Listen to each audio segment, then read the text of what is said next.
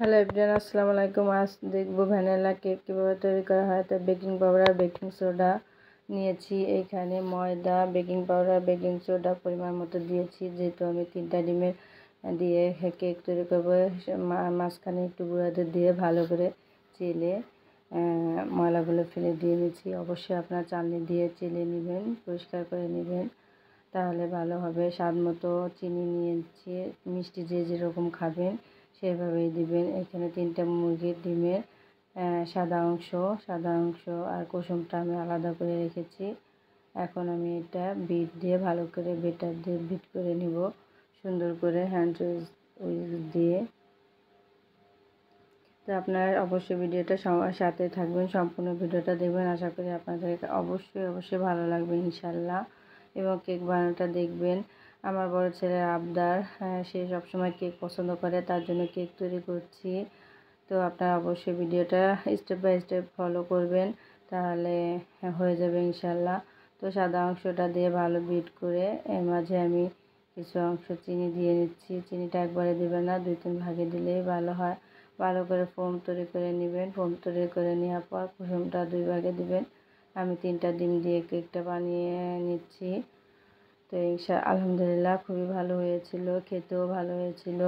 তো এখানে ভালো করে বিট করে নিচ্ছি। বেশি সময় করবেন না, 2-3 মিনিট বা 4 মিনিট 5 মিনিট করলেই হয়ে যাবে।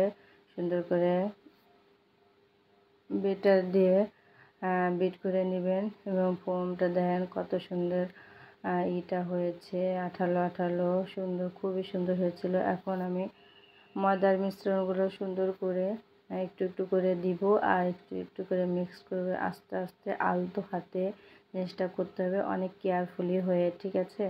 এটা বেশি আপনি নাড়াচাড়া করবেন না, আস্তে করে মিক্স করে দিবেন। হ্যাঁ, তাই আমি 3 ভাবে ময়দাটা দিয়ে নিচ্ছি, কারণ একবারে দিলে দলা পেকে যাবে। অল্প করে একটু লিকুইড দুধ, কারণ ময়দার সঙ্গে যখন আমি শুকনো উপকরণ দিয়েছিলাম তখন কিছু গুঁড়া দুধ দিয়ে নিয়েছিলাম। তো এখন ময়দার সঙ্গে একটু দুধ লিকুইড অল্প একটু দিয়ে নিচ্ছি। ভ্যানিলা এসেন্স, আপনাদের যে এসেন্স পছন্দ হয় দিবেন, ভালো লাগলে দিবেন, না লাগলে স্কিপ করতে পারেন, কোনো সমস্যা নেই। তো আমি তেলটা ব্রাশ করে নিচ্ছি বাটিতে। আমি যেহেতু গ্যাসের চুলায় দিব, ওভেনে আর দিলাম না, কারণ ওভেনে দিতে ভালো লাগতেছিল না। দেখি চুলাতে ইনশাল্লাহ ভালো হয়, কারণ আমি কেক প্রায় করে থাকি বাচ্চাদের জন্য, যদিও ভিডিওটা দেওয়া হয় না। এখন আমি একটা টুথপিক নিয়ে ভালো করে লাম্পসগুলো করে দিচ্ছি, এখন ট্যাপ করে নিয়েছি। এই তো প্যানে বসিয়ে দিচ্ছি। আগে থেকে প্যানটা আমি গরম করে নিয়েছিলাম।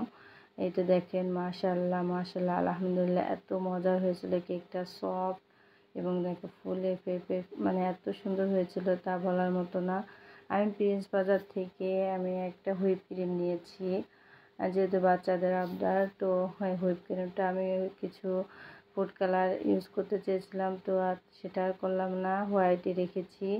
তো দেখেন, সেটাও বেটার দিয়ে ভালো করে বিট করে নিব। 2-3 মিনিট ইনশাল্লাহ করলেই হয়ে যাবে, ক্রিমটা সুন্দর ফুলে যাবে। তারপরে আমি কেকটা ঠান্ডা করে পিস করে কেটে নিয়েছি, 2 ভাগ করে নিয়েছি। আপনারা কেউ চাইলে এর থেকে পাতলাও করতে পারেন, কোনো সমস্যা নেই। আলহামদুলিল্লাহ, বিশ্বাস করতে পারবো কিনা জানি না, কেকটা খুবই মজার ছিল। এভাবে তৈরি করে ঘরোয়া তৈরি করে ভালো ফ্রেশ খাবারটা বাচ্চাদের দিতে পারেন, এবং বাচ্চারা খুশি থাকবে, আপনারাও খুশি থাকবেন, সবাই মিলে হ্যাপি। বাচ্চাদের সুন্দর একটা জিনিস দেখেন, মাশাল্লাহ। আমার কেকটা দেখতে ডেকোরেশন অত সুন্দর না হলে খেতে কিন্তু অসম্ভব মজার ছিল। ভালো থাকবেন সবাই, এবং ভালো লাগলে ভিডিওটা লাইক কমেন্ট দিয়ে পাশে থাকবেন প্লিজ। সবাইকে অসংখ্য ধন্যবাদ এত সময় আমার সঙ্গে থাকার জন্য।